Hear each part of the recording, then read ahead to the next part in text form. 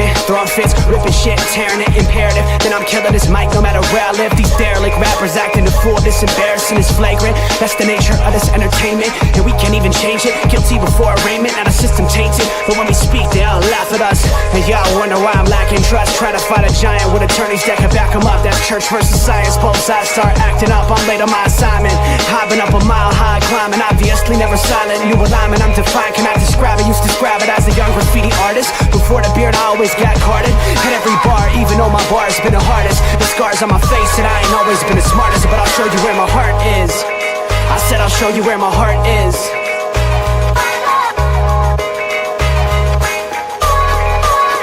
I can show you where my heart's at. I see it on my sleeve, even if the beat stops my soul.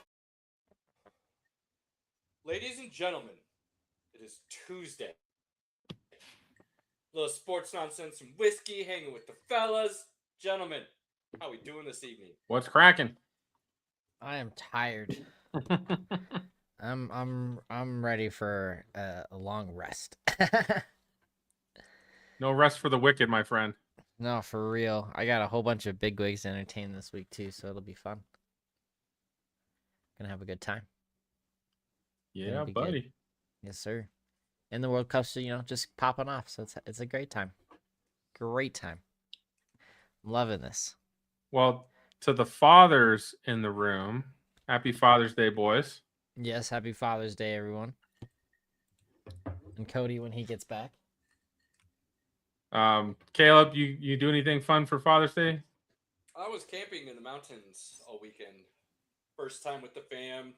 Tent camping, first time for the wife and the kids. So that was a bit of an interesting experience. Was that with the Stevensons? No, just us. Oh. Went up by Salida, place called Cuddy's Campground or something like that. But they've got setups for trailers with electricity and water and everything, and then they've got sites for just tents and stuff too. So rented a tent. They got a mess hall. They've got indoor outdoor swimming pool, mini golf, like bunch of activities. There's a creek that runs through the place, so plenty of activities, a lot of fun. We're going back in a month. And nice. Think I've got some things figured out to make the experience a little smoother, hopefully. And it's good. It reminded me of getting to do some of those things when I was young, and then growing up all the way until I was probably, 30. It's probably the last time I went tent camping after I got married and started having kids and stuff. Haven't been for a while, so it's fun. Gets out, go do something. Zero service. Like you get up into the mountains there. The place is sitting right below Bushnell Peak, I think it is. It's a 13 footer.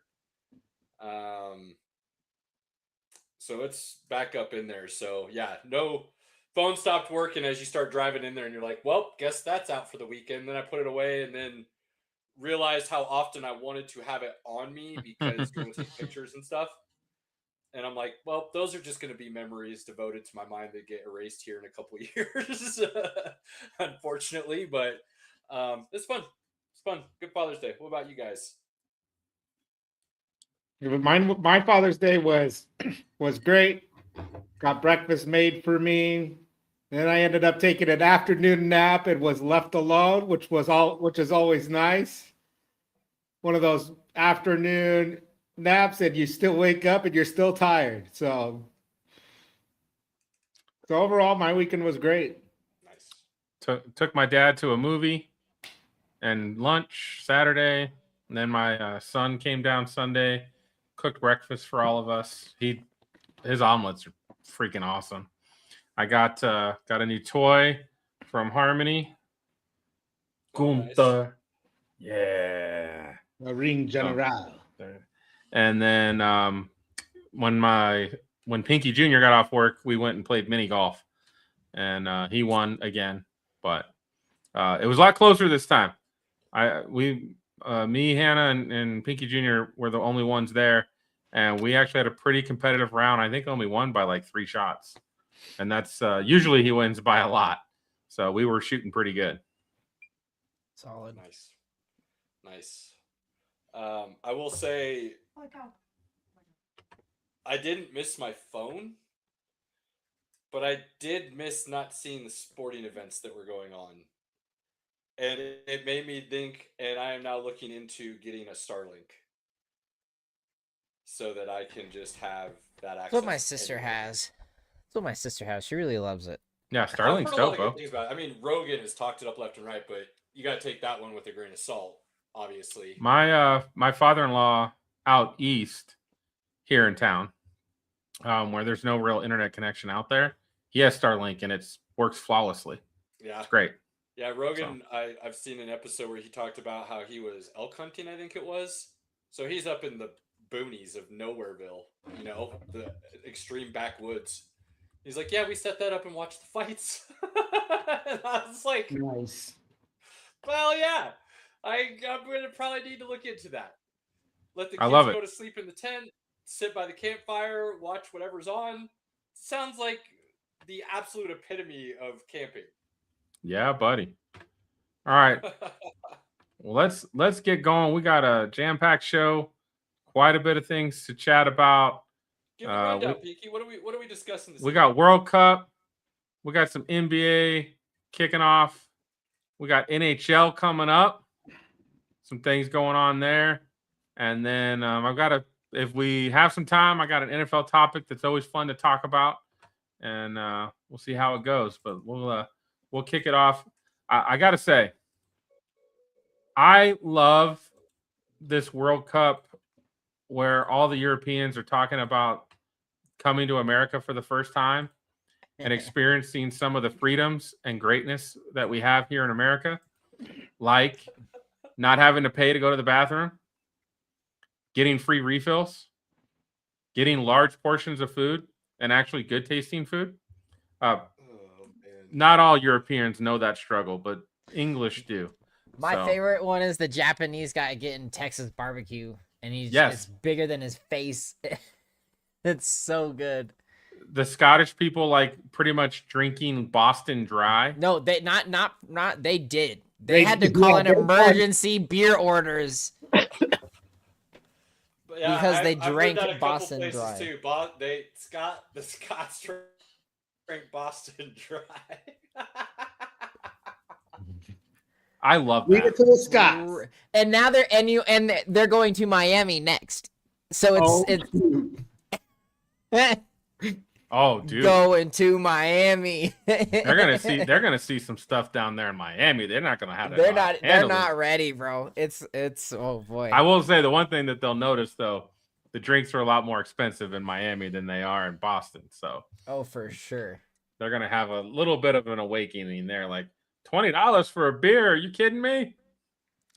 So we'll see if they drink Miami Dry. I don't know if they can afford it, but who knows? I mean, it is fun watching all the people Boston's realize America is not what the world media and America media has portrayed it to be. And there is a reason it's probably arguably at the top of the list of that greatest countries list. And, still. I mean, I might just reasons for it.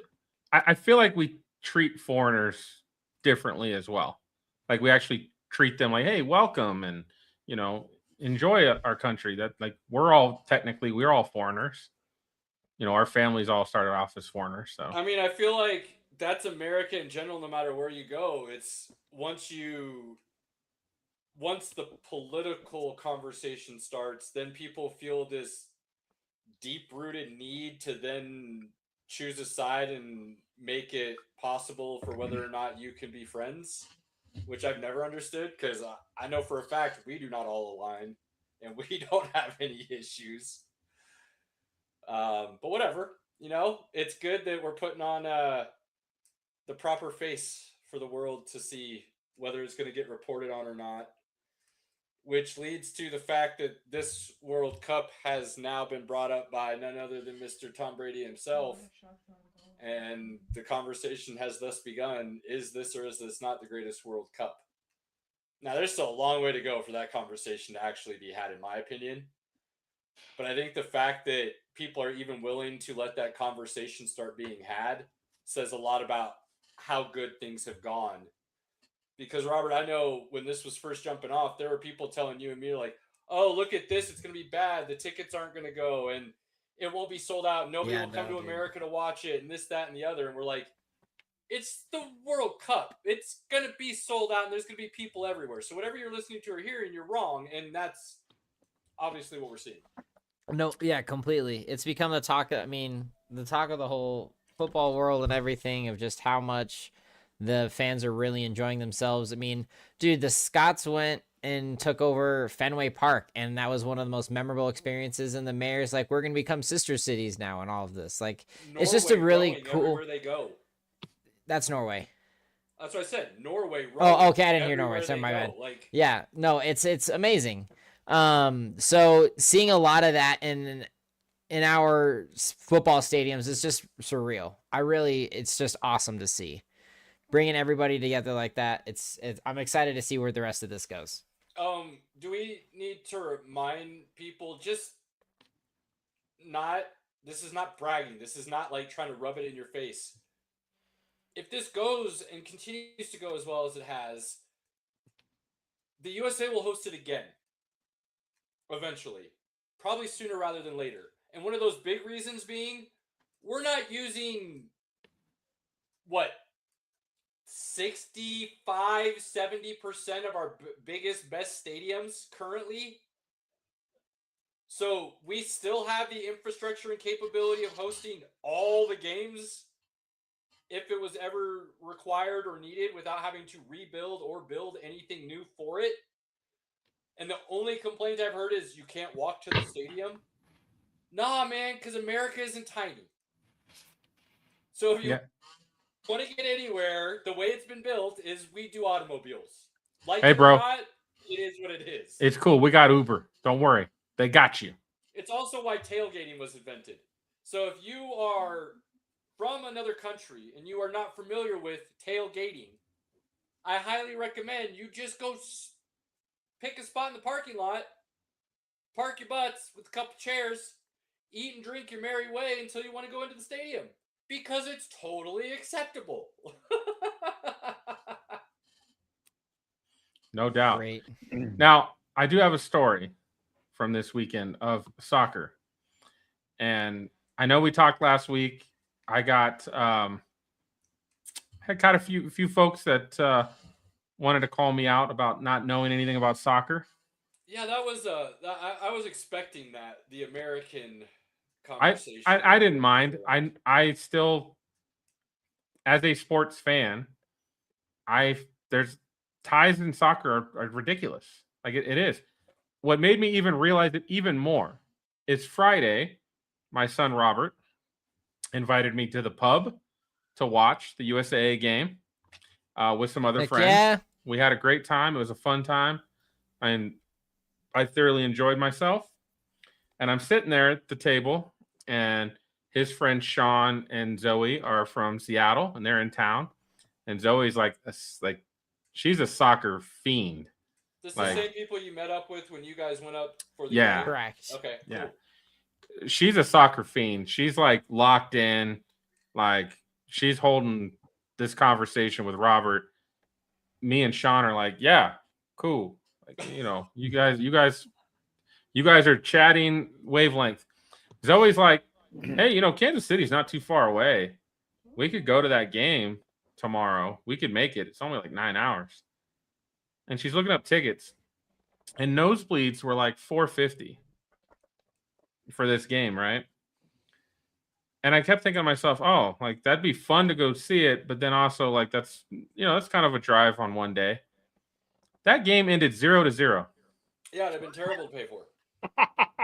Do you know how pissed off I'd be if I spent $450 on a nosebleed ticket to be there, and I'm watching a 0-0 game and being like, oh, I guess I go home now.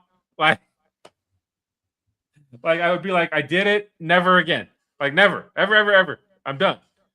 I've been out. Yeah, you can't unless it's your team. That's definitely not worth it. If it is your team, that was something obscure like Ecuador versus someone else. Like it was not one that you're like, ooh, I want to go see. I want to pay $450 to see this. Not.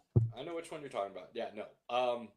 Look, but so if we want to give our defense side of all of this, first of all, this isn't the first time we've had this conversation about a sport. So, us being consistent with this idea and topic has its own receipts. We've talked about this with the NFL for a long time. We've talked about it in a bunch of other scenarios as well. Ties suck. Big Plain time. and simple. You may as well not play the game. I also played the sport, grew up around it, competitively. And you can say, well, I'm an American, so it's not the same. Well, okay. Like, I'm not going to listen to that because I think it's absolutely ridiculous. As these guys have pointed out, I'll watch quarter flipping if it's the only thing available, and I'll become an expert in it. It's kind of my thing. Caleb But does soccer love and his basketball Ocho. were the two that I really played growing up. And so I understand the game as well. I will never understand, and I've never understood why ties are ever acceptable. And like you said, Pinky, I get it. Point system, like hockey, and you can get this, that, and the other. How about no? How about instead of getting a point for a tie, it's just a win or a loss? How about that? How about you get 3 points or you don't get anything? How about, and then people always bring up that, well, the game would last too long then. Then figure out something else. And they're like, well, you can't decide it on PKs. They're already a part of the game in that way. It's not like you'd be creating something completely new. You would just be making sure you don't get a tie. So play the golden rule for another 10 minutes. Nobody scores, then go to PKs. But yeah, no. Ties, Pinky's absolutely right in this scenario. It's not an American take. It's not a don't understand the sport take. It's the game was invented with a purpose in mind. That purpose in mind is to win. To win, you have to score more than the other person. Ties were invented by somebody who said, damn, I'm not as good, but I want credit for not allowing you to beat me. And then somebody along the way agreed, I guess. Right. Oh. All right. Before we talk about any other countries, because I know you guys can do it, I have watched 2 games now, and we got to talk about the U.S. men's soccer team. USA. I don't know if I want you two talking about U.S. men's soccer, though. I'm not saying a single word, Caleb. I don't know if you noticed. Hey, I'm still Deutschland forever. Let's go. Exactly. I'm not saying What I am enjoying about this, of course, anytime USA is good at anything in the Olympics, that's kind of the other version of this is Olympics. Absolutely. With World Cup. When USA is good, everybody's paying attention. It brings us together. As a sports fan, there's nothing better than watching a live sporting event where everybody is bought in. Everybody's rooting for USA. Now, typically, we're rooting for the women's USA team, not the men's, because the men's team usually sucks. So to have this opportunity to actually have the men doing well, like, you might see some crazy ratings as we get further along in this World Cup. As if you haven't already. True.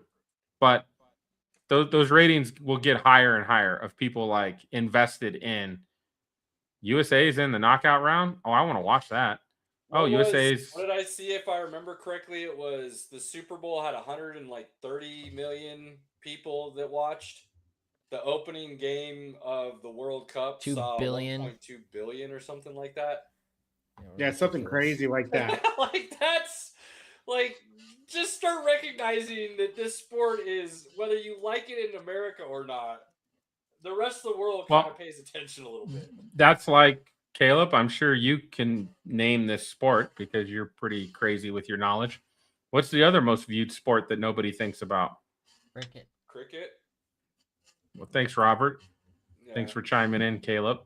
Hey, cricket. I knew the answer to that. Come on. I feel like cricket's a bit of a and I've had this argument with people before and they don't agree, and that's fine. I don't blame them, but it's a bit of an anomaly because it's really one country in the world that props up their numbers, and that's India. Now, I know a lot of other countries play it, and it's popular in a lot of other countries, but if India did not have it as its national pastime, cricket wouldn't have the numbers that it does.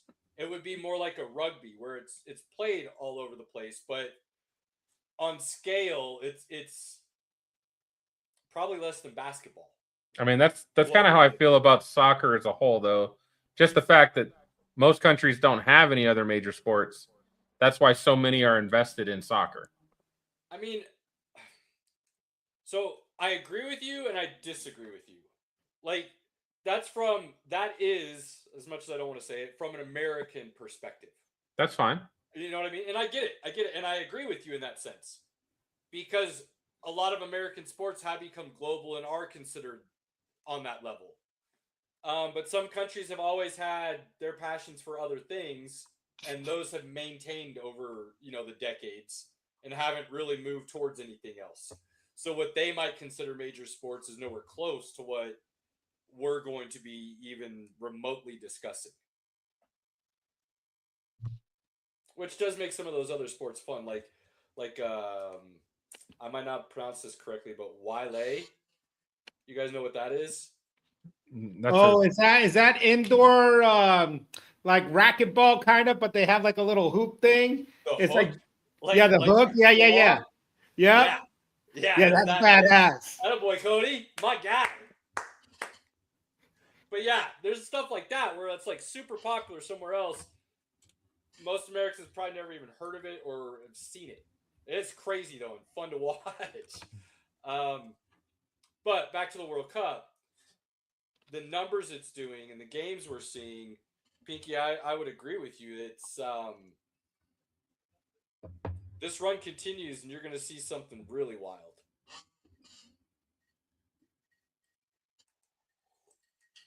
What'd you think about the play, Pinky? Any thoughts as a casual viewer of the sport, if you will? What team were they playing? They were playing Australia. Australia, yep. I mean, Australia just didn't have any offensive players. Like they could barely get the ball over to the, U.S. side of the field to make any shots on goal. It was pretty evident they didn't have, anybody that could score. So it's kind of an uneven match. So USA took care of business, looked good, had opportunities. They capitalized on them.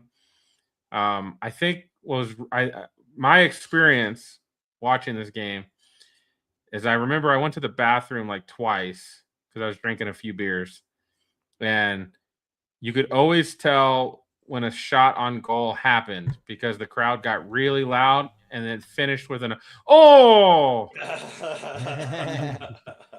Because the shot, they shot it over the net or they shot it left or, it didn't quite hit the mark. You could tell. So, again, people were invested, which is what made it fun. And it was a good time. And people are starting to talk. What about USA making it all the way? Like, there's conversations being had about it. I don't know if they're on that level as some of the other teams, but, we can dream, right? True. Just a solid observation about Australia. They are a defensive-minded team. They want to play back and look for a handful of counters that they can make a run on throughout the course of a game where they might be able to get a goal or two. Defense for the U.S. was probably the biggest question mark coming into the World Cup, at least for me. Whether anybody else wants to agree with that or not, that's up to them. But for me, it was. And they have played extremely solid, minus that ridiculous goal they allowed in that first game.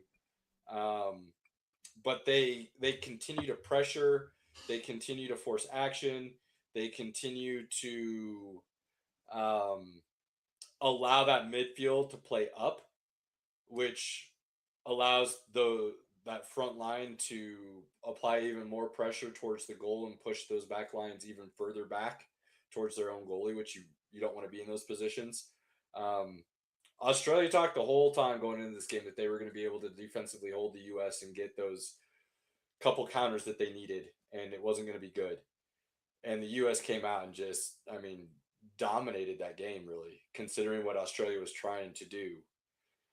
They're looking good. Good. They're clicking. I love how in sync they look. Movements are meaningful. They're doing it with a purpose.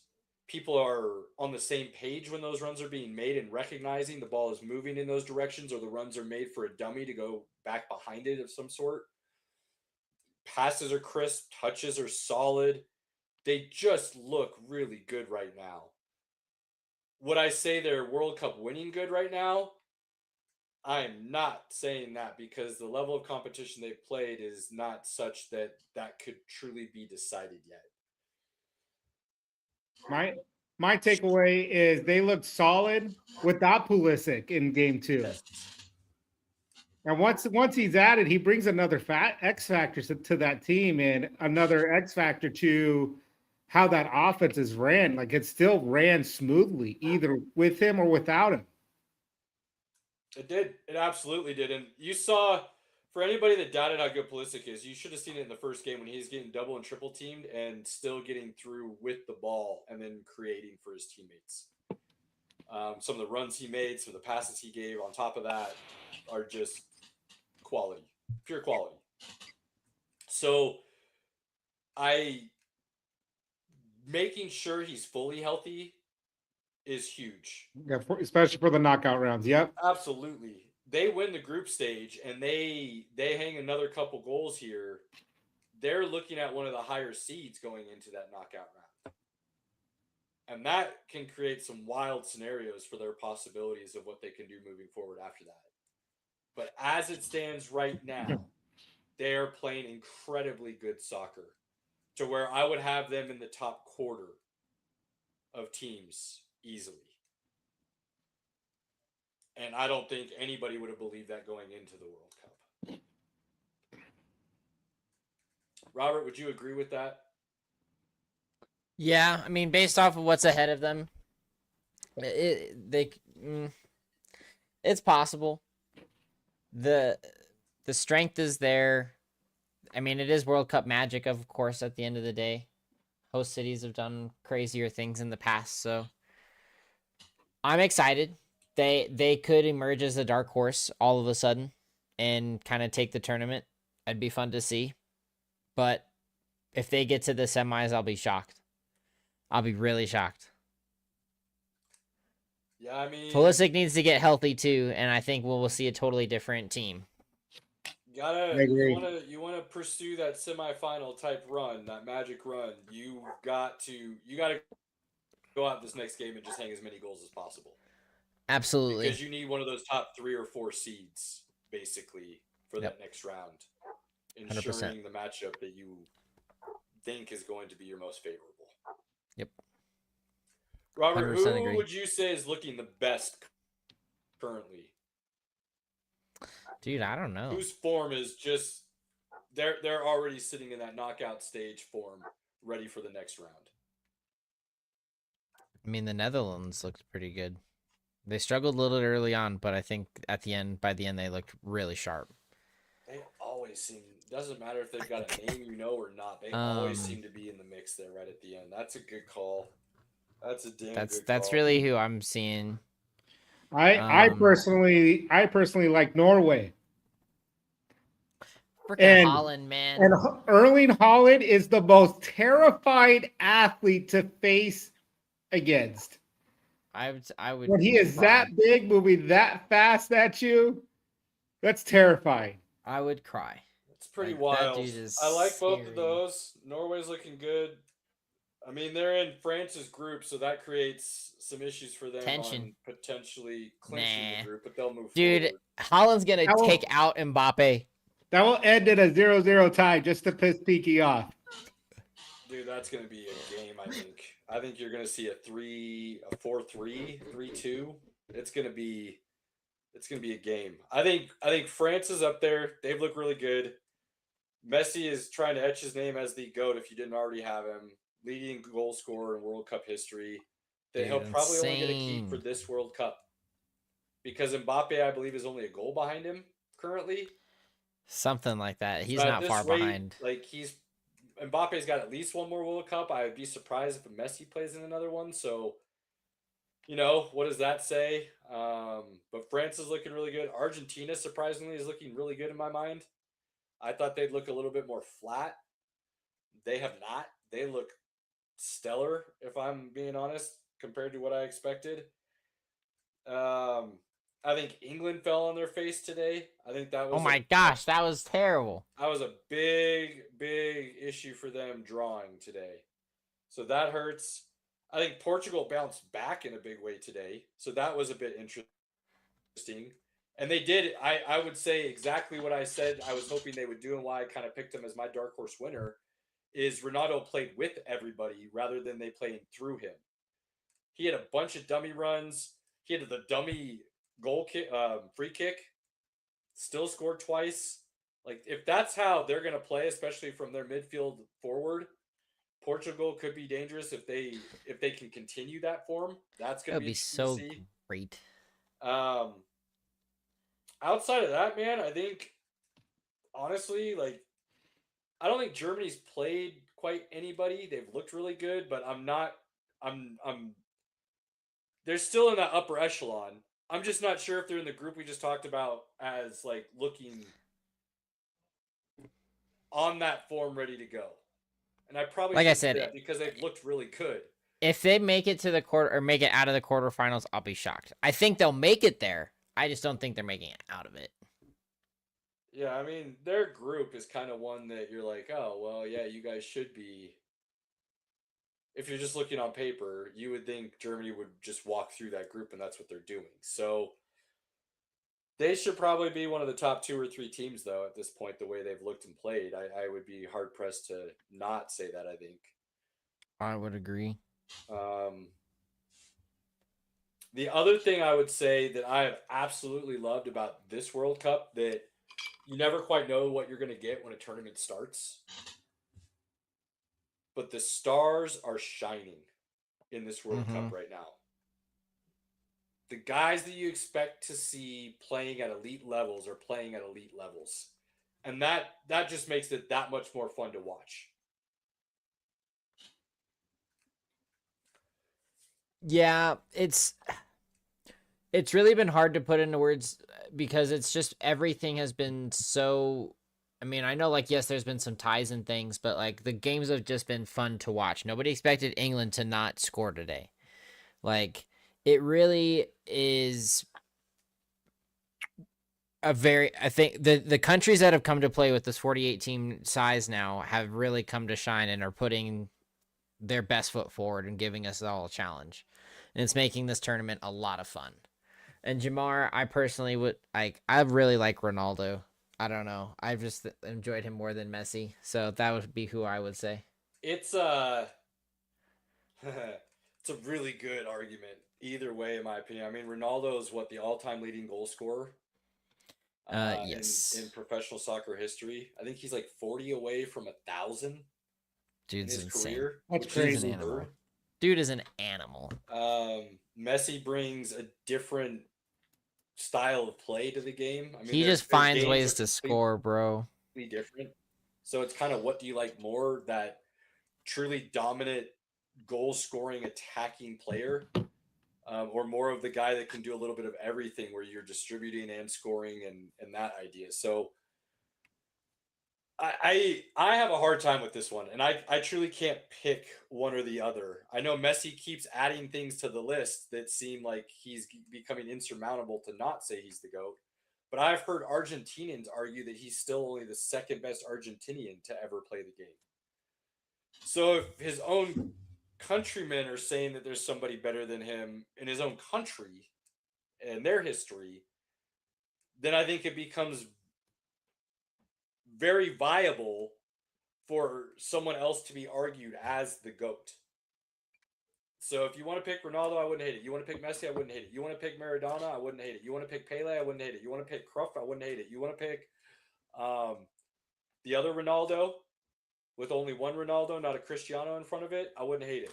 You want to pick Ronaldinho, you want to pick, like, I think there's a handful of guys. There's arguments to be made for a lot of them. Whether their stats are there or not, I think the argument could be made. I don't think it's clear cut.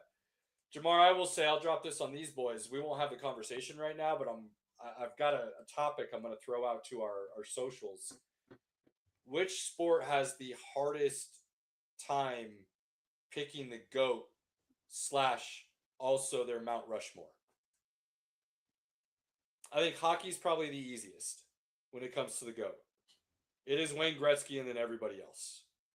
I could argue, but we'll say that for another day. Yeah, what are you going to throw Gordie Howe in there? I No, mean, I'm gonna throw the grade 8 out there. okay, that's fine, and I'm not going to be mad about it. But I think in hockey that would be the easiest argument to have as far as who the GOAT is. I think you'll find more agreement there in a majority sense than any other sport. Football, people are going to try to say Tom Brady, but then you're going to get a whole lot of pushback from that, from a whole lot of different aspects and sources. Basketball, the Jordan and LeBron argument is always the top. But then you've got other people that will come in with Kareem and Wilt and Bill Russell and other things. So it is not clear cut there. You look at baseball, I have no goddamn clue. Nolan People want to throw Ryan. Babe Ruth up there all the time because he's kind of the guy. But Hank Aaron's going to get brought up. There's some pitchers like a Cy Young, a Sandy Koufax. There are other names that are going to get brought into these conversations that do not make it clear cut. You come to soccer, I just gave you 4 names that seem to be always at the top. And then I gave you a couple others that always seem to be kind of within or just around that argument. Some of these are really hard for me. I could tell you basketball for me is Jordan. And there's a lot of reasons for that to go just beyond stats. And that's not me as a LeBron hater. I have receipts talking about LeBron since he was in high school, telling people to watch out. This dude's going to be incredible. And I've said he's lived up to all the hype and then some. And to be able to navigate that in today's day and age is absurd. I met a guy a couple weeks ago that got dunked on by LeBron in high school. That's awesome. It's like the highlight of his life. Do I think LeBron's the second best player? I don't know. If I go through my list, I might have him there. I might end up somewhere. He's 5. I'm not going to lie about that. But if I'm picking a team and I have to fill my small forward spot, the way I'm building my team, LeBron isn't going to be on my team. I'm going to choose Larry Bird. Me too. Me too, Fair. buddy. So these arguments to me are so much fun because I don't think there is an ability to truly define it because most of them never got to play against each other. So Messi or Ronaldo, Jamar, man, honestly, I'm kind of with Robert. I love Messi because he's kind of like that point guard. But the way Ronaldo puts the ball in the back of the net, some of his headers are some of the greatest highlights in soccer history. And that dude's showing like a 43-inch, 44-inch vertical.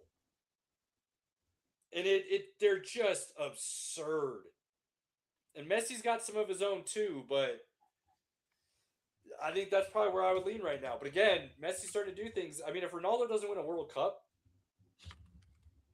and Messi has some of these other records within the World Cup at the same time as all the records within the Champions League and things of that nature, I think my mind might be closer, a lot closer in the end, because it starts showing the ability to raise the level of those around you, and that's a different level of greatness. Few can do that. And while I think Ronaldo has done that and Messi has done that, Messi's starting to do it at a level that I don't know if I can say Ronaldo has, which means I start having to change things a little bit. So, it's hard to say. It's hard to say. Robert, tell me this, and then we can move forward. As of right now, who would you say would you put your money on to win the World Cup? At this moment, which team would you have to go with?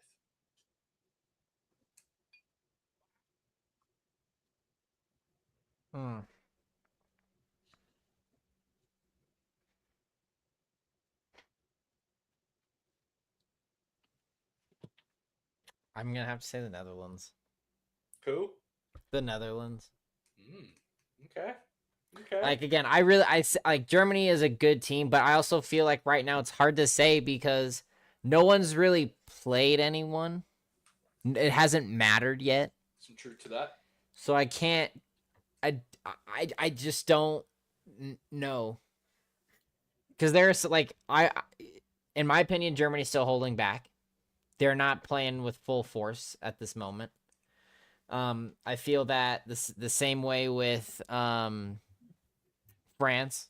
They're not necessarily playing 100% dialed in.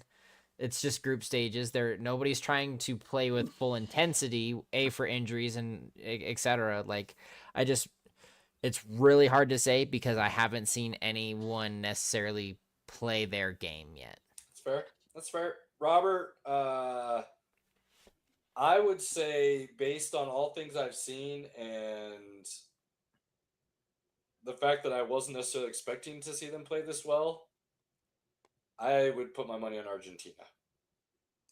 Yeah, I know. I didn't want to go there. I don't want Could to you go imagine there. if they went back to back? I would be That'd so be pissed. wild. I would be Dude. so mad. I'd be cool with it. That'd be crazy. Has that ever happened before? Yes, but not since It's not what often. did I say? 44 or something like that. Oh, it's been a while. Yeah. Robert can pull it up again. I think I put this in the post that we did when it started, and I talked about it a little bit. There's been 20 iterations. There's only been 8 winners, and I think it's only been done back to back. Brazil, 1958 and 1962. 58 and 62. Okay, so not 44. 58 and 62. So still, long time ago by Brazil. So yeah, if Argentina did it, it would be a big deal. It would also give Argentina their 4th. It would World also Cup. give Messi the ultimate GOAT status. Messi would have 2. It would give Argentina their 4th. I mean, it would be pretty epic. Pretty epic. But yeah, I think that's where I would have to say, just all things considered and what you're looking at and what you're watching and the fact that they look like they're ready to defend their title, I would have them there. So, and then the fact that Messi went ahead and had a hattie the other day, like, he kidding me?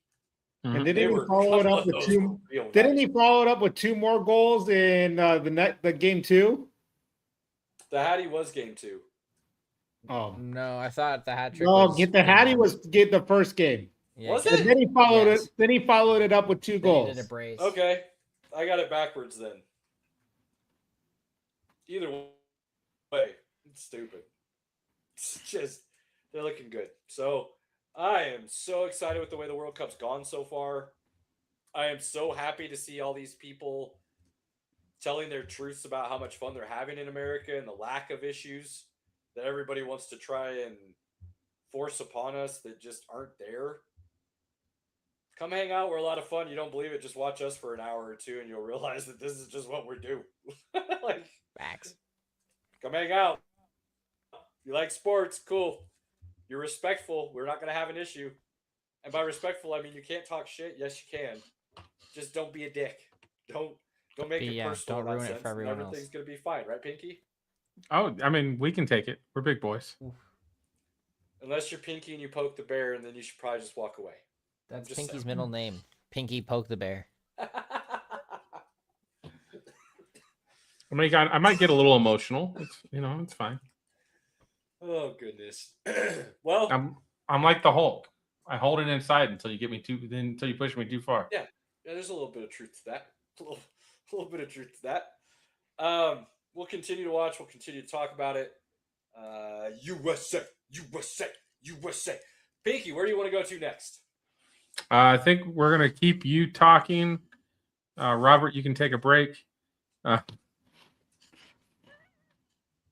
Amen. I'm just helping Robert out so he knows where we're going. I appreciate it. Listen, I had a very packed for. I didn't really get much of it in this week. I I'm got still you, son. behind on stuff. You're good. How did dude, House of the Dragons coming next week, Caleb? We gotta talk about it. It's It was started all. It was. yesterday. already I know, started. I know. I haven't watched it. That's what I'm saying is I don't have anything to Oh. talk about. Okay. Like I'm I will with watch ya. it tonight. Okay. So yes, That's a nonsense I could talk about. Yep. Yeah, Yeah. So we'll don't. be talking about it. We're supposed to be doing it weekly. I'll give him a pass this time.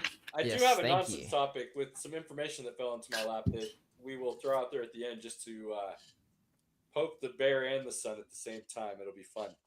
Giannis to the Heat was a move that should have happened a year ago, Pinky.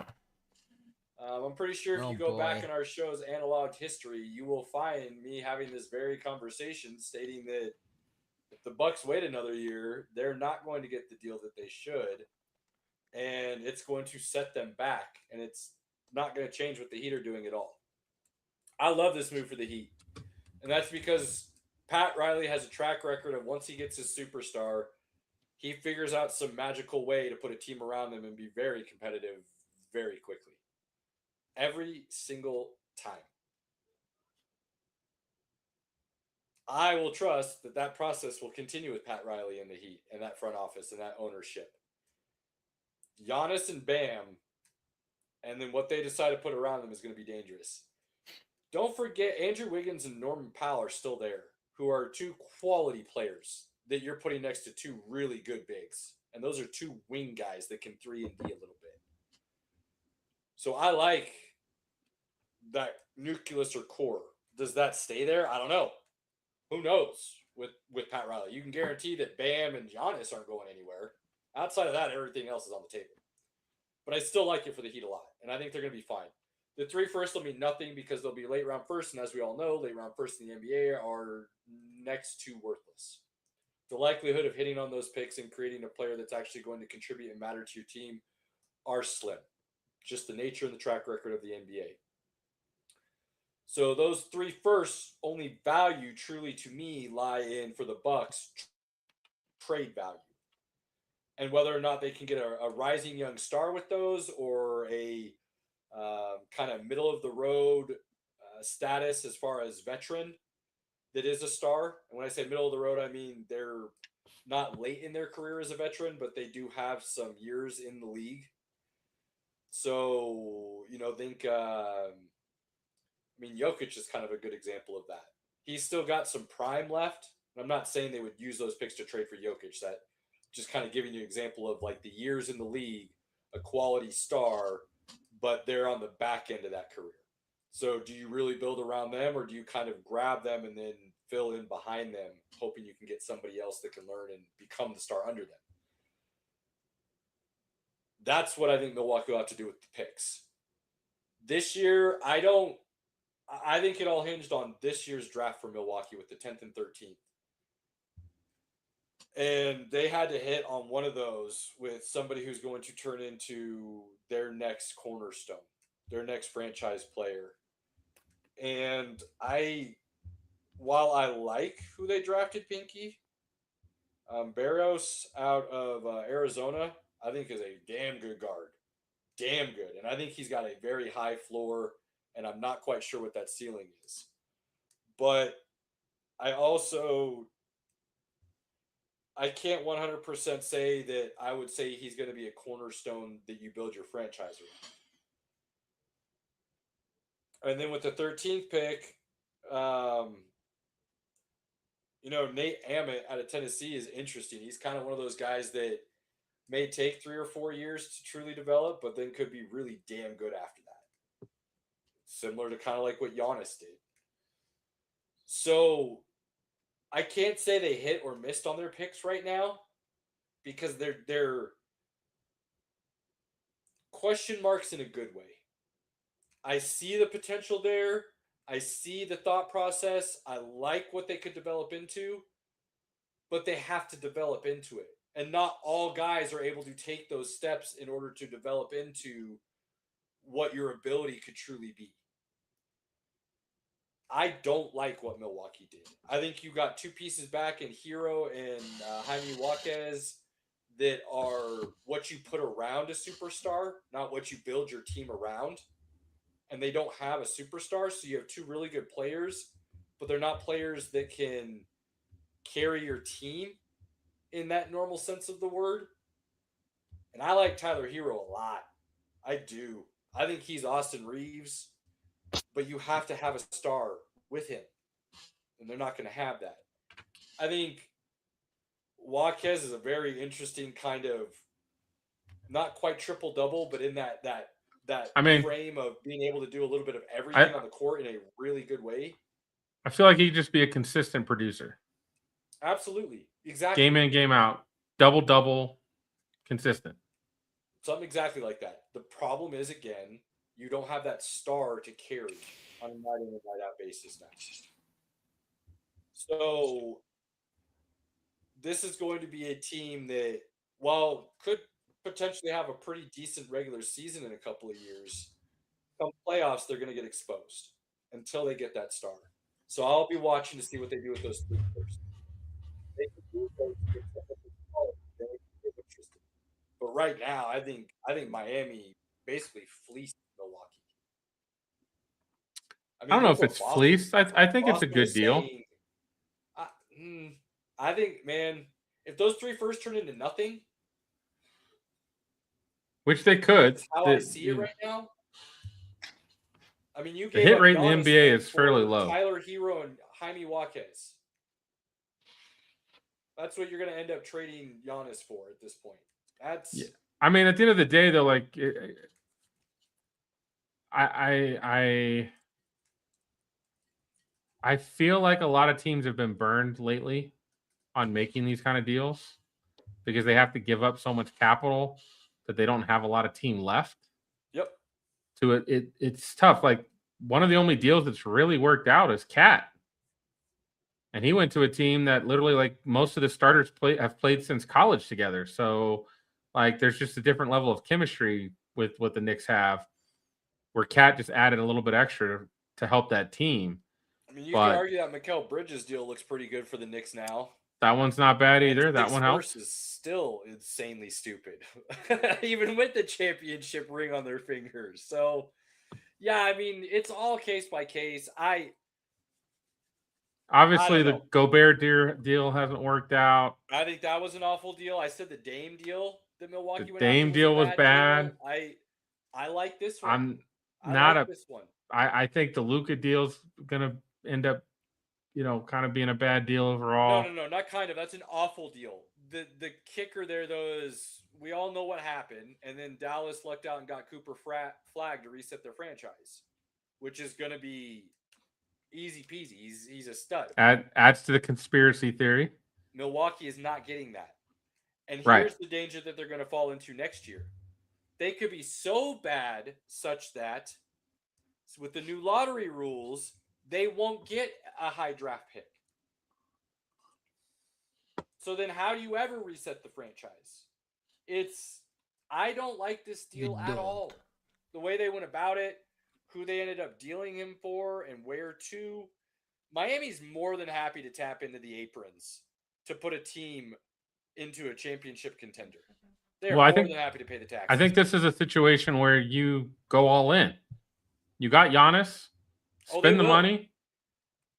I'm telling you, they will. And that's why, again, I think what they gave up is not that much in comparison.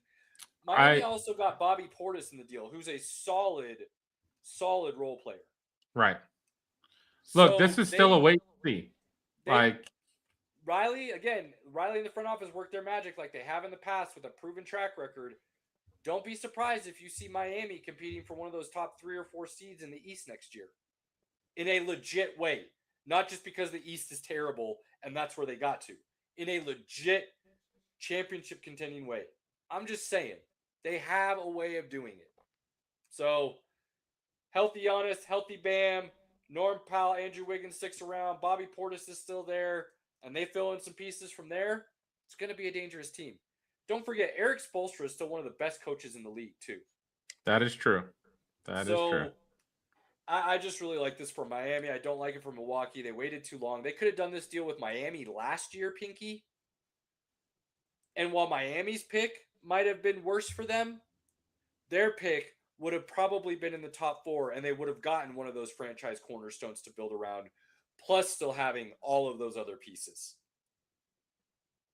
So again, that's why I don't like this deal the way it was done when it was done. But we shall see. Right. Well, part of everything you just talked about was NBA draft is going on currently.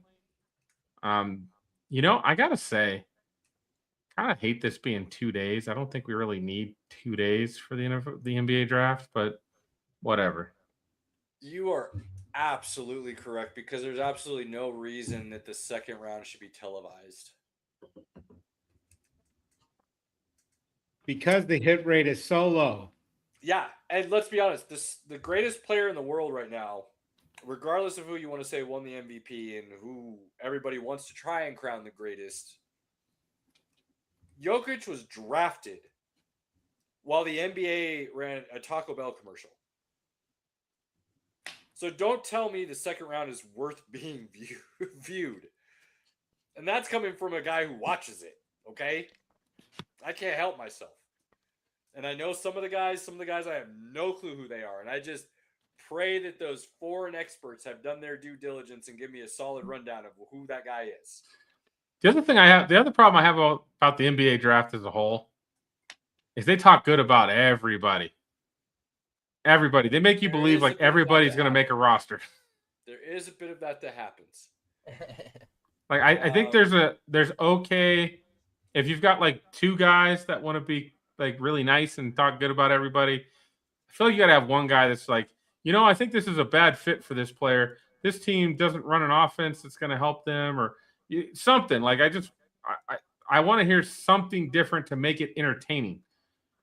Just hearing good stuff makes it go, wow, this guy's going to be awesome. Oh, wait, he didn't even make the squad. Oh, okay. That's fair.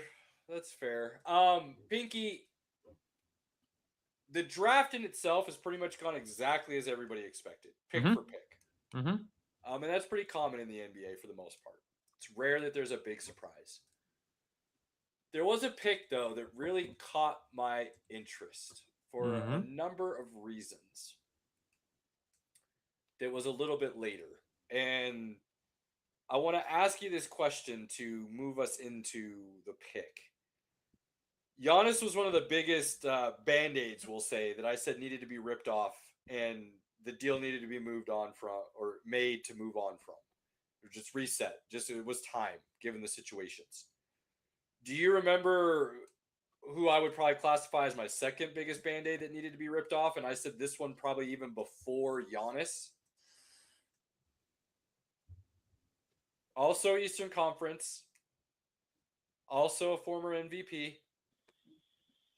Jason Tatum. No. Yeah, Tatum's not been MVP.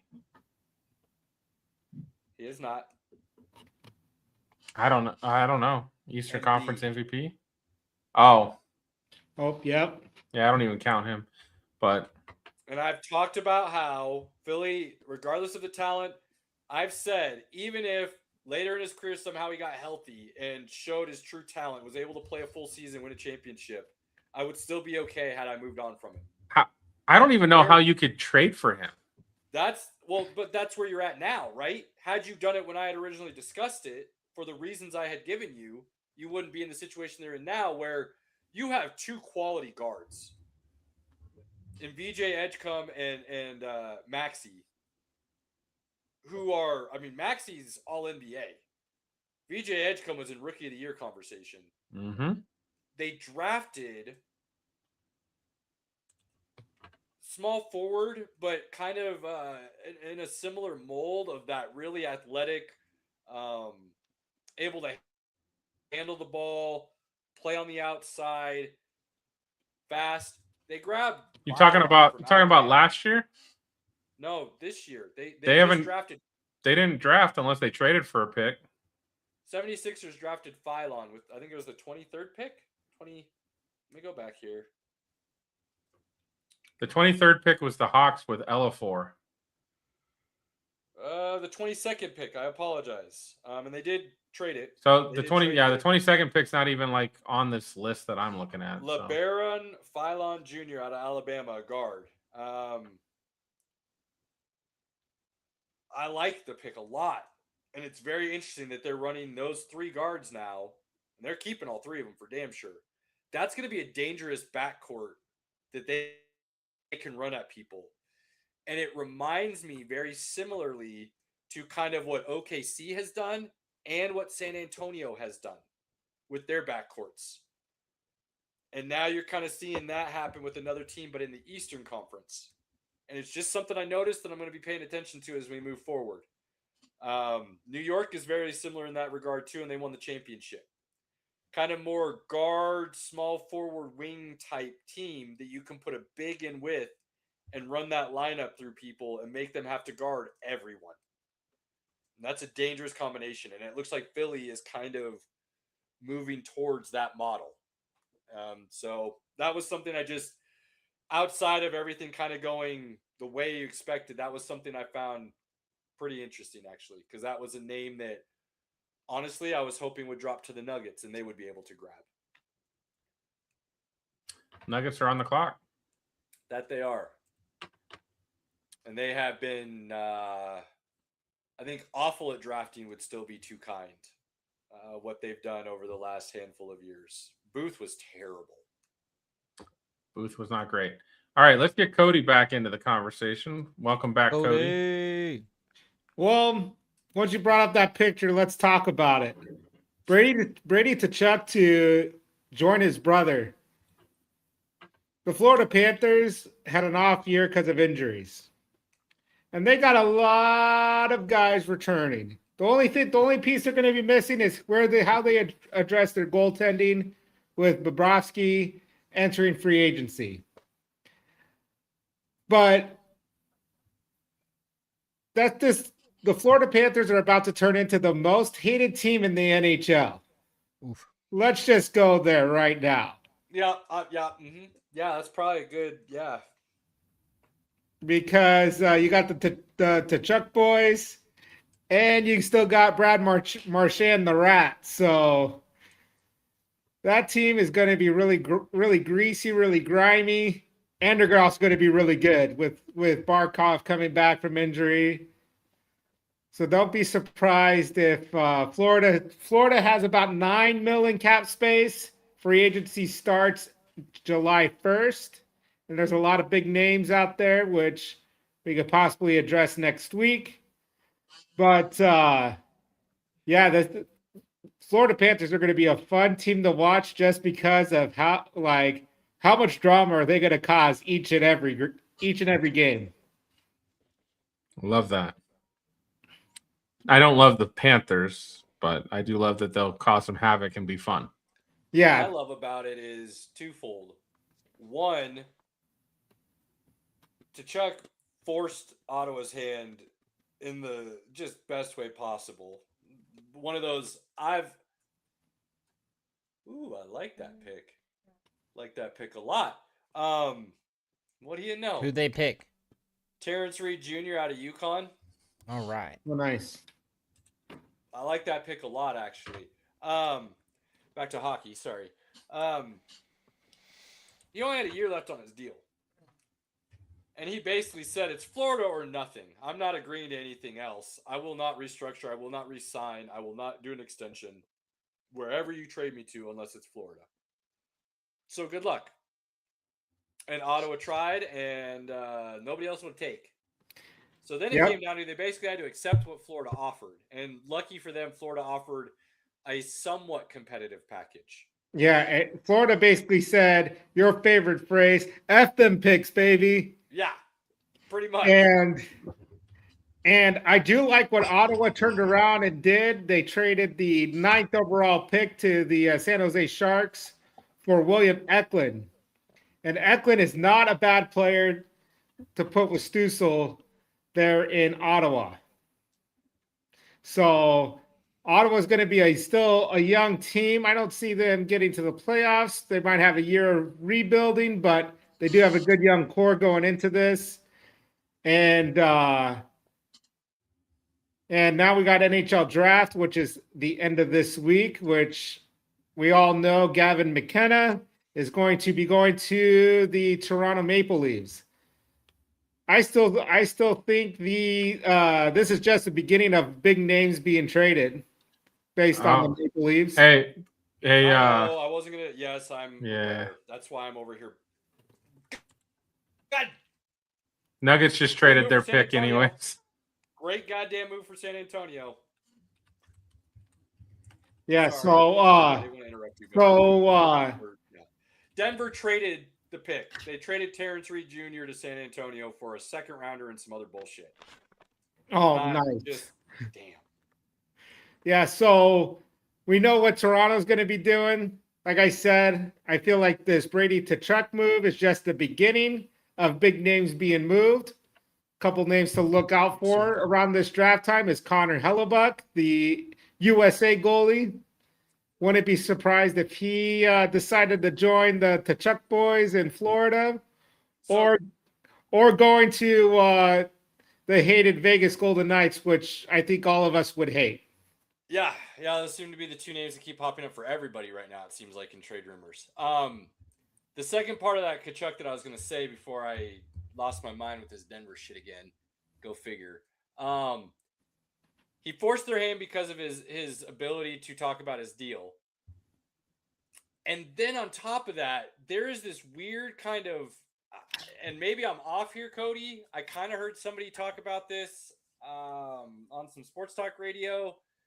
I don't think they took it quite this far, but because I only got bits and pieces as I was working.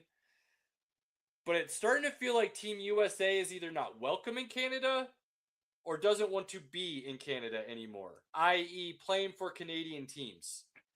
And it's starting to feel like anybody that was on that Team USA roster that won gold, before this offseason is done, if they're still on a Canadian team now, they won't be by the start of next year. Am I off on that?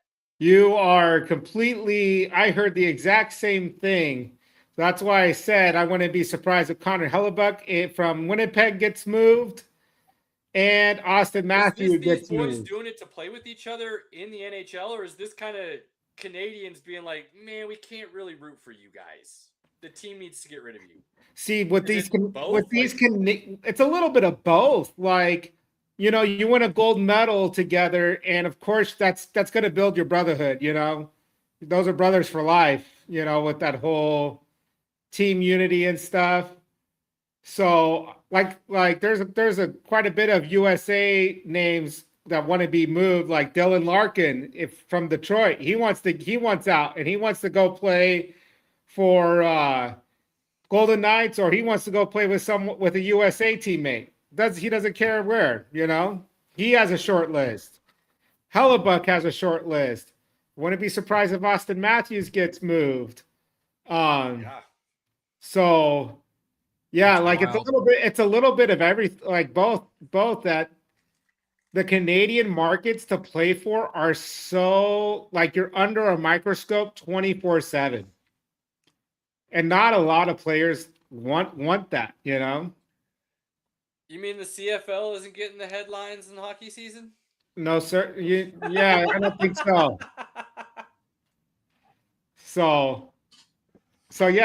But yeah, the NHL draft is the end of this week. We know basically who the Maple Leafs are taking. They're going to take Gavin McKenna. He has the potential to be a 100-point player. And he's going to be playing with the big dogs right away. I wouldn't be surprised if he doesn't. I'd be surprised if he doesn't play with the big boys right away. Now, at the second pick is San Jose, and they got a lot of avenues to go down. This draft is here, right? They have 8 first-round picks. Yeah, they just acquired another one today from Ottawa. So they have 2, 9, and then they have like a bunch through the teens all the way into the 20s. Think about that, Pinky. Did you hear what I just said? Like, think about that in any other sport, but let's just put it in NFL terms. If one team had 8 first-round picks in a draft, like, if you don't completely reset your franchise in one fell swoop of that draft, everybody should be fired.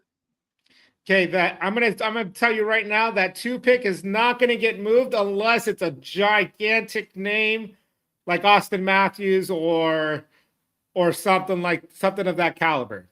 That 2 pick is going to be taken because this draft is going to be deep in defensemen. Remember that, folks. Okay. This draft is super deep. If you need to reestablish that blue line, this draft is what you want to do it with. And yeah, the Sharks, like you said, have a lot of picks in this first round. Don't be surprised if they try to acquire a big name with these picks. Yeah, move those Be a picks. trade. Yep, move those picks. 8 first-round picks. Yeah. Absurd. They have a lot of firepower to build around Macklin Celebrini, so don't be surprised. Golly. Yeah. And they've got Celebrini on the team already. Like, this isn't like we don't have Now somebody they to build have around already. We they gotta find have somebody. room to build around the young core because they have Celebrini and they also have Will Smith, who is young. Golly. Those two, they get a third one that has those two with a third young piece is going to be really terrifying. Well, I know who I'm for years to researching come. here over the next couple of weeks. It's that front office for the San Jose Sharks. Dear Lord, how do you? Yeah, let me look up to see how much cap space they got going into this free agency because Yeah, I've I've got some research to do, but that's wow. Just that's what I'm talking about, baby. If you're gonna reset, do it. Reset. Yeah, Sell the your Sharks- assets, start over, and get what you need. I'm going to say this one more time. Don't be surprised if they move some picks because they got $46 million in cap space. Damn, that's a lot for hockey. Holy shit. When you're talking Yeah. your top dudes are making what, like They year? and they have to make a move to get some salary because they are 19 million under the floor. So don't be surprised if the San Jose Sharks are a terrifying team to play against. Interesting. That is what that's the Caleb model of Yeah, because I don't know if you know this, Robert. Hockey has a floor salary cap, so you have to have so much salary paying these players, and it's it's $76.9 million for a cap floor, Oh my gosh. Okay.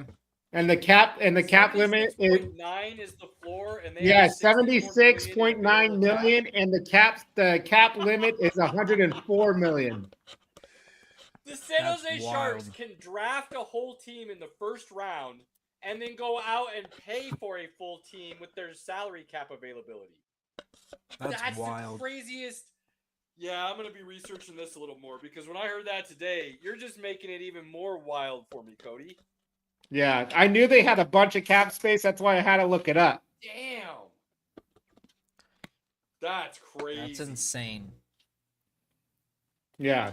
Good stuff, buddy. Good stuff. So they are on their way. Yeah, and I also want to say one last thing to look out for is don't be surprised if our boy Kel McCarr gets extended this offseason. It's happening. I mean, he's definitely not going anywhere. Yeah, He's they're going to not get going that deal done because I think the Avs have like $9 million in cap space, but he's owed $9 million this year, and then he's a free agent next year, so they got plenty of cap space to extend him after in the next offseason. So Would I get be it out of done now. line? I think I've said this to you before, Cody, and you agreed with me, but I'll say it again. Am I out of line saying that the Avs have 2 of the top 5 players in the NHL on their team? You're not wrong. Okay. I would say you probably have 3 of the top 15 with Martin Necas. Ooh. Yes, sir. Okay. They just all disappeared in the playoffs. Yep. I don't. They disappeared in that night series. gonna get They into it. disappeared. Last time I Well, really started getting my Avs, I was telling McCarr was Steve, hurt and it most turned of out that to be- series. Remember what happened last time I gave a breakdown of the Avs and their miserable playoff losses, Pinky, and everybody told me I was stupid, and then going into the next season, it turned out to be the most true statement possible. Remember that? No. Goalie can't get beat glove side. You can't be that weak. You can't allow those things to happen. And everybody said, oh, but the defense didn't help him. That boy's ass was gone in the offseason, and they brought in 2 new goalies. And they came out and said, not just with their actions, but with their words, that the play was not enough and it was unacceptable for what they had in front of him. I got my own takes on the Avs this year too, and it's not. There were issues. But I'm honestly, and I very rarely do this, am going to give the opposing team the issue. Let's be real. Dan And Housen the didn't do issue his was part. Hart playing like a goddamn #1 goalie in the world out of nowhere, standing on his head for everything, and then going into the Stanley Cup Finals and disappearing. The man had the game and series of his life against the best team in the NHL in the Colorado Avalanche, and they could not score on him.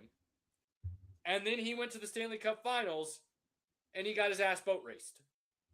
That just is what it is. And that happens all the time in sports. I'm not mad about it. There are example after example throughout sports history of some no-name dude or some middle-of-the-road, good quality but not great player going off in the biggest moments and helping his team win. So, but that, say what you want. That's how I saw that series a lot more than the Avs being the issue. And yes, they had their faults.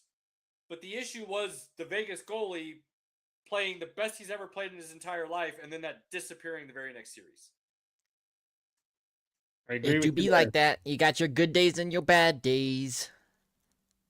Yeah, buddy. Cody, I got one last hockey question for you before we move forward. Yes, sir. Is next year one of the most brutal swan songs that we'll see in sports, and especially in hockey, with it potentially being Crosby and Ovechkin's last season? Ovechkin, that's a big question mark. Ovechkin may be done. He may be, but also the Caps made a move where it would be enticing for Ovechkin to come back and run it back one last time. And I would say it's Crosby's last ride. I would agree with that statement because I believe Evgeny Malkin is a free agent this year. This You're offseason. talking about 2 of the 10 best hockey players ever? Yep. I would give I don't know if I can put Ovechkin them top. both in the top 5. I'd give Ovechkin but top 2. We're not going to argue this right now, who the GOAT is, but I would I don't say think I can get Ovechkin is both of top them 2, into the top if 5. not top 3. Yeah. So I can't think of another time in sports history where you've had 2 of the top 10 players playing their last season at the same time. They So came if that in. is what happens next year, that would be wild. Yeah, they came in together, and I believe they're probably going to leave together. I wouldn't be surprised. Crazy. That would be crazy. Cody, remind me of that. That's a topic I need to throw out there as the preseason for hockey starts. Yeah, we'll definitely with me being around more, we'll chop up some hockey more often a little that'll bit. be good. Now I just need to get a baseball guy to come join us, and then I can start talking everything again, Pinky. Hey, I can chop up baseball with you, but Look at his face. but I don't think people he's not gonna will allow that. appreciate that. But I allow golf Oh. and soccer on this channel. And the There's Olympics. and the Olympics. Like, there's only so much I can do, fellas. I get playoffs, and I'll get Ohtani in there from time to time, but I had to. It's just a little poke. a little bit. We kind of got a split house now, so. Oh man, I Love it. Okay, Pinky, you had a football topic, and then I've got a nonsense that I want to throw back up. A rehash. I don't think we got enough time for football. What's your rehash? Well, what was the football topic? We still got 10 minutes. No. It might take longer than 10 minutes. We'll do it another time. We got time. Okay. We got time. So the rehash is a versus battle that I had posed to you guys at one point in time. from a Star Wars universe to a DC universe character. Oh no! Are we not this one remembering again. this Oh, said God. conversation? Yeah, and your Okay, hang argument on, was though. awful. I have been given some new information, and I ran this by Andy before I brought it to you guys, and he agreed that it made it an interesting conversation, a viable almost conversation, if you will. And I can't remember who said this and where I saw it, but it was a credible comic book source that Robert has pointed me in the direction of. I just can't remember which one it was at this point in time because I don't know them well enough. But it has been stated as canon in DC that the mind can thought process a thought and think quicker than the speed of light, quicker than Superman himself can move. So, with that being the said canonized situation, does that cause either one of you to now think that Anakin might actually have the ability to make this a battle? I'm not going to say win because I know where you guys stood the first time. But knowing that fact now, does it make you guys think that this could maybe at least be a battle now rather than just an obliteration like you had originally stated? No, Superman is still destroying Anakin Skywalker, period. But Anakin could literally just freeze him with the Force. He can't. The mind, mechanically, the mind thought can think faster than Superman can move. So I don't. Anakin can think with the Force to freeze him. That I that don't. canon- I that don't think canon- Anakin has the necessary power to freeze the fastest human being alive, well, alien alive, because he's not human. It's not going to happen. Robert, I saw that glint. I saw this catch your mind and wheels start turning. What's going through the thought process right now? I saw mean, it. yes, saw it. but I still don't think he'd be able to stop him. I still think Superman would be the one to be on top for sure. Fair, you still think Superman wins, but does it become an argument now for you?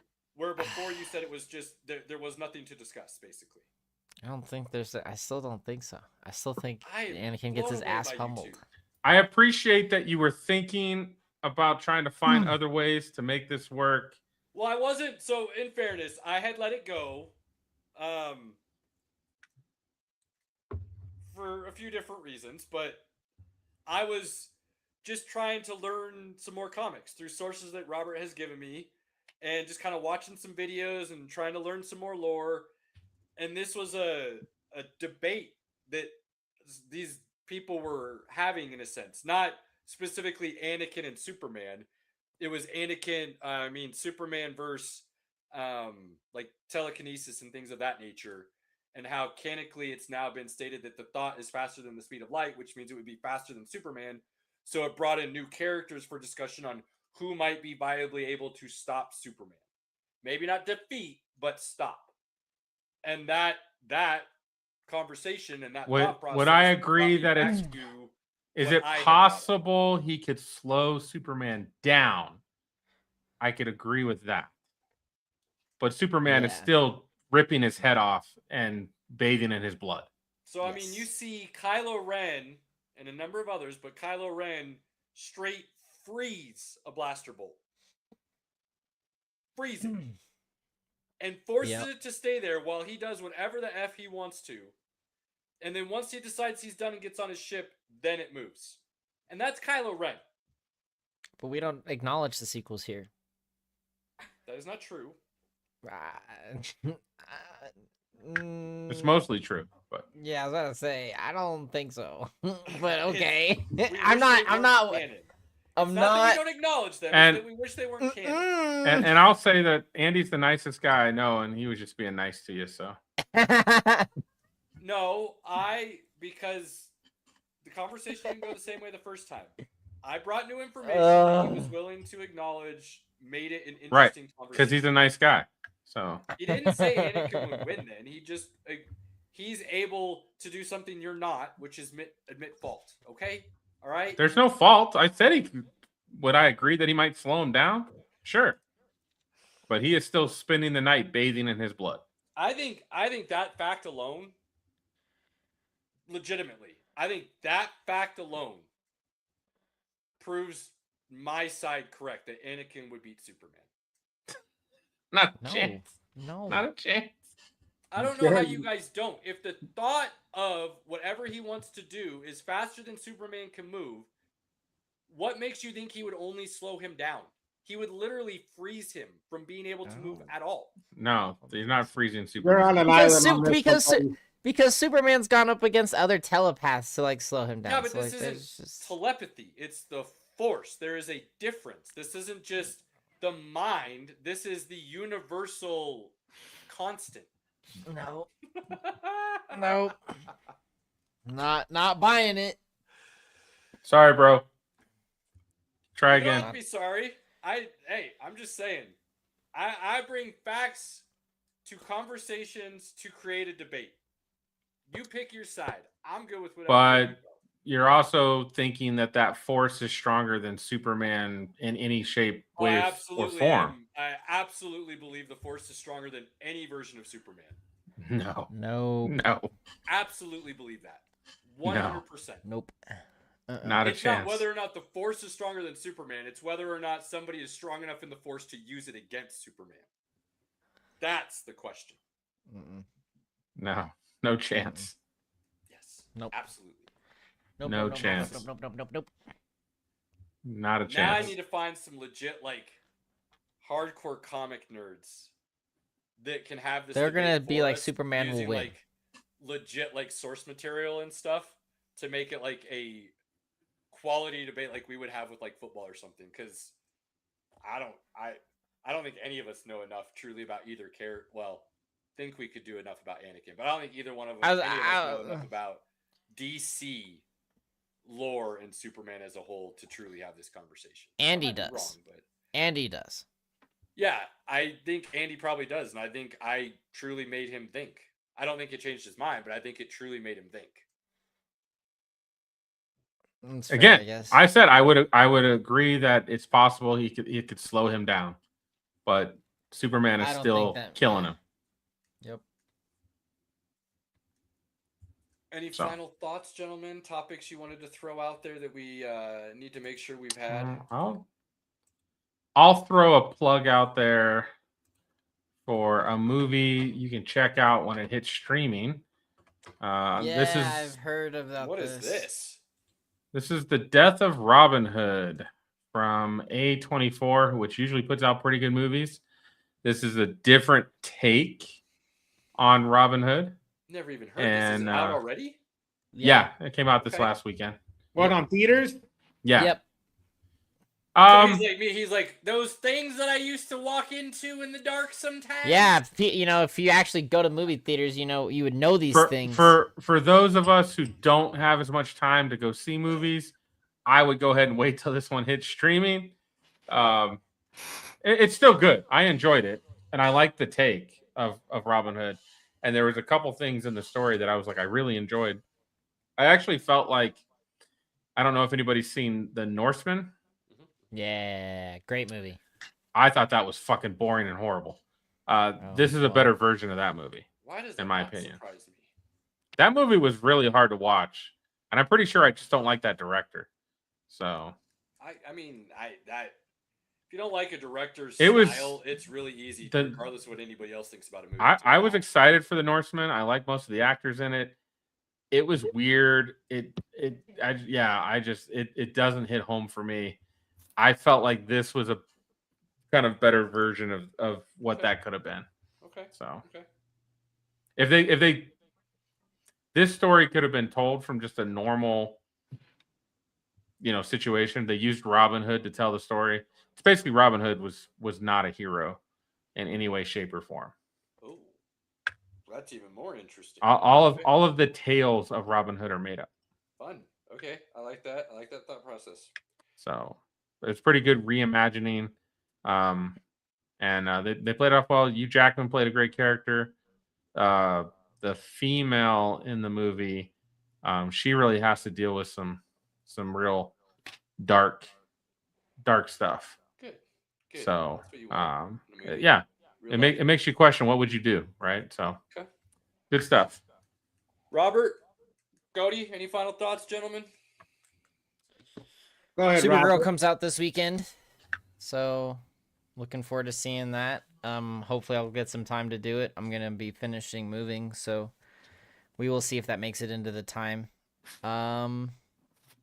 Otherwise, Odyssey's coming up. I got my tickets for the IMAX 70 mil. I'm super stoked to see that. That'll be my first 70 mil experience. Yeah, so I'm just hanging and got to have some good time with my friends that came out from Seattle. So it was a really busy, fun weekend, and I'm ready to catch up on all the things that I've missed the last 4 days and have some good debate with you all this week. And Cody, I'll be reading this book. I'm gonna plow through it. I'm so ready. NHL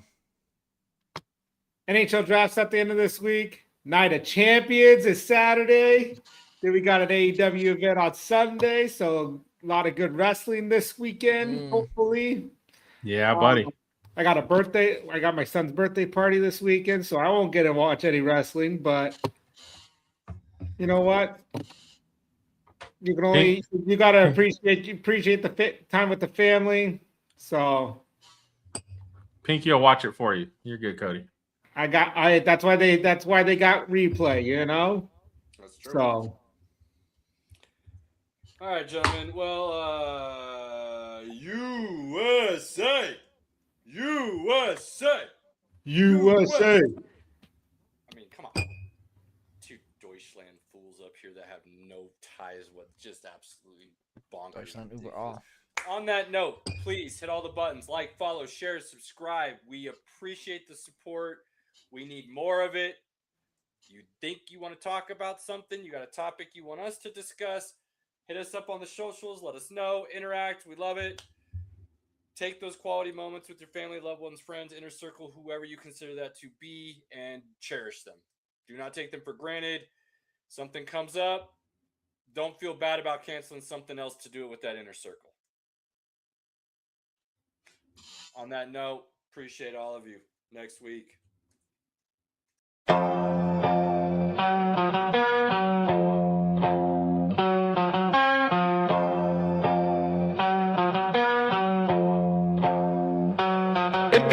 Pinky in the building, reppin' orange and blue. Broncos country, yeah, you know how we do. Hot take so wild, you remember the name. From college ball to the pros, Caleb spitting game. Robert here, the pop culture plug. From comics to racing, pour the drink in the mug. Sports, nonsense and whiskey, yeah, bold talk. Good laughs and a glass in the air. Sports, nonsense and whiskey, right? Kick back, tune in, take a wild side strike.